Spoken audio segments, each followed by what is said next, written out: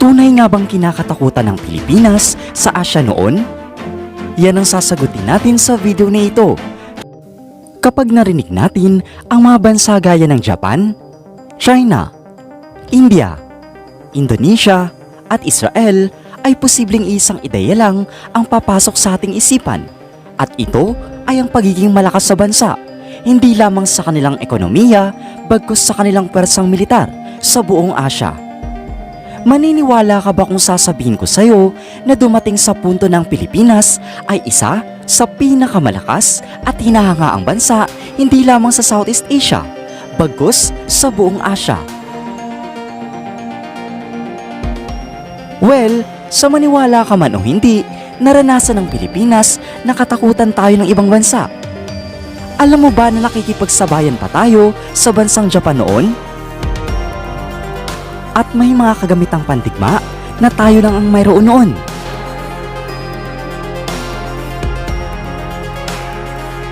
At ang lahat ng ito ay naranasan ng Pilipinas sa panahon ng dating Pangulong Ferdinand Marcos. They cannot succeed without the support of the people. We cannot succeed without the support of our people. I'm happy to see that the reaction throughout the country is favorable. Marahil ang ilan sa inyo ay negatibo ang impresyon sa kanya. Ngunit kung hindi dahil sa uri ng pamamalakad at mga proyekto niya, ay hindi maiukit sa kasaysayan ng Pilipinas ang Golden Age.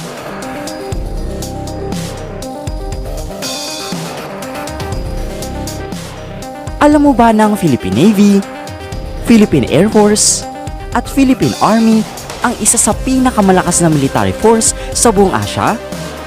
Ngunit, hindi gaya ng mga bansang nabanggit kanina, ay hindi natin napanatili ang titulong ito. Bagkus, lubos na napag-iwanan na tayo ng ating mga karatig bansa.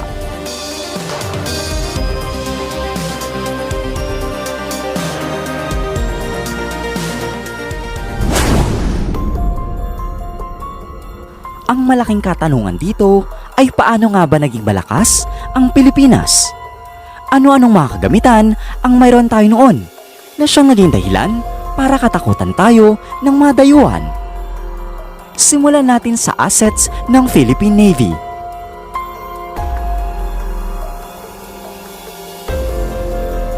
Ang Pilipinas ay nagkaroon ng 3 corvettes o mga destroyer escorts sa administrasyon niya. Ito ay kinikilala bilang BRP Raha Lacandula, BRP Dato Calantiao, at BRP Dato Sikatuna. Kadalasan na armado ito ng mga dual-purpose guns, torpedo tubes, hedgehog projectors, at marami pang iba.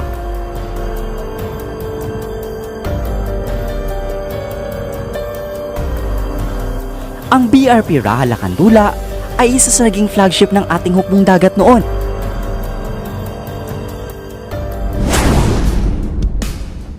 Sa panahon din ng dating Pangulong Marcos ay mayroon tayong 26 na amphibious warfare vessels.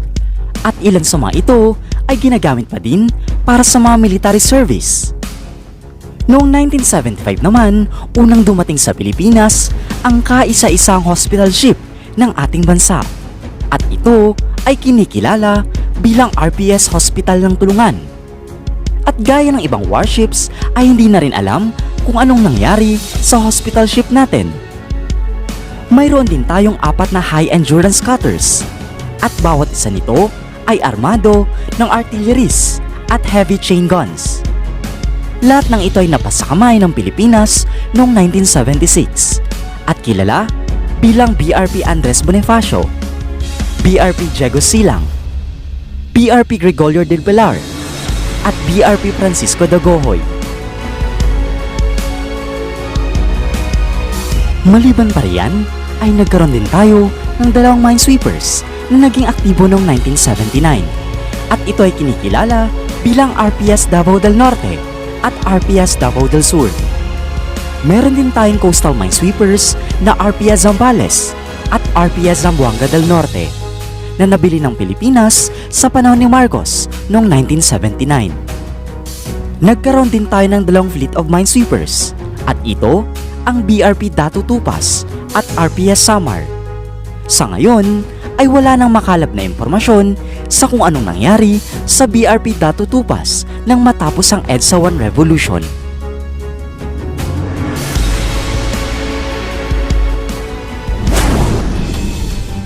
Sa panahon din niya, ay nagkaroon din tayo ng dalawang submarine chasers na kayang-kayang habulin at wasakin ang mga submarine ng kalaban sa mga panahon na iyon.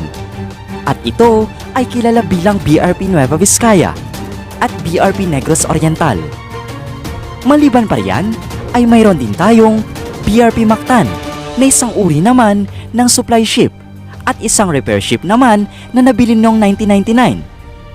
At alam mo ba na iilan pa lamang ito sa mga na-acquire ni Marcos sa kanyang naval assets?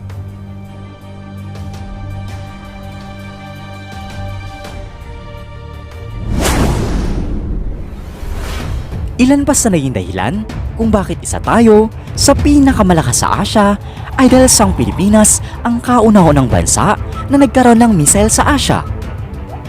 Punta naman tayo sa hukbong himpapawid ng Pilipinas o Air Force.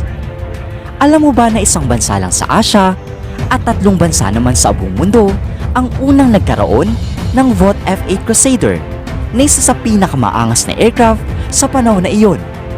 At kabilang dito ang USA, France at ating bansa, ang Pilipinas. Kung kaya't tinitingala talaga tayo sa Asia noon. Just imagine na lang na nagkaroon tayo ng 35 units ng F-8 Crusader.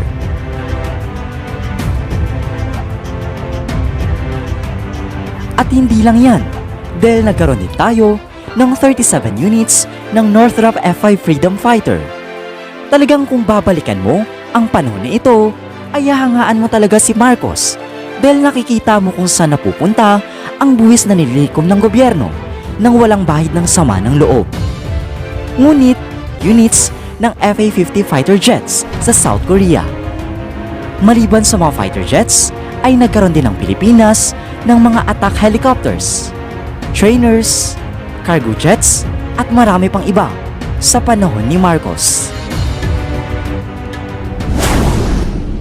Alam mo ba na nagkaroon din ng Pilipinas ng isang secret program na kung saan ay tinawag nila itong Santa Clara Missile Program? Ang layunin nito ay makapag-develop ng isang local-made na missile. Well, hindi nabigo ang programang ito dahil nakagawa sila ng isang napakalakas na missile at tinawag nila itong Bongbong 1. Nasabi kong matagumpay ito dahil 37 times nila itong sinubukan ang lakas nito sa Caballo Island. Pero nahinto ang paggawa ng Bongbong 1 nang maalis sa pwesto si Pangulong Marcos.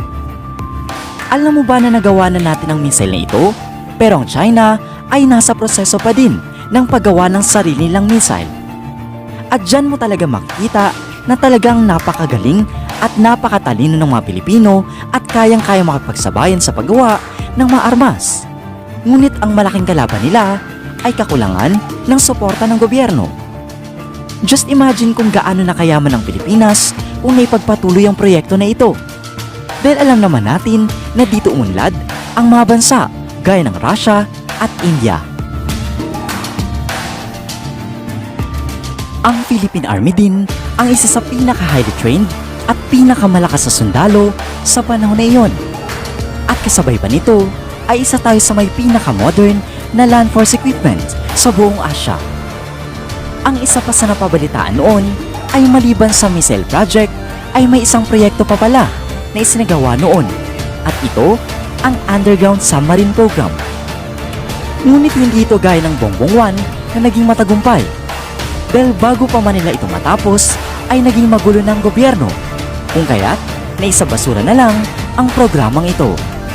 Just imagine na lang kung nag-e-export na din tayo ngayon ng submarine gaya ng France, Sweden at Russia. Marahil kung naipagpatuloy sana ang development ng mga proyekto noon at na-upgrade ang mga assets natin na hindi hinahaluan ng politika ay hindi siguro natin mararanasan sa panahon ngayon ang pambubuli ng ibang bansa at hindi mawawala sa atin ang trono na isa sa pinakamalakas na bansa sa Asyang Pilipinas. Ngunit sa kalagayan natin ngayon ay malabo pa na mabalik natin ang dating atin. Pero bukas pa rin ang posibilidad na muling lalakas ang Pilipinas.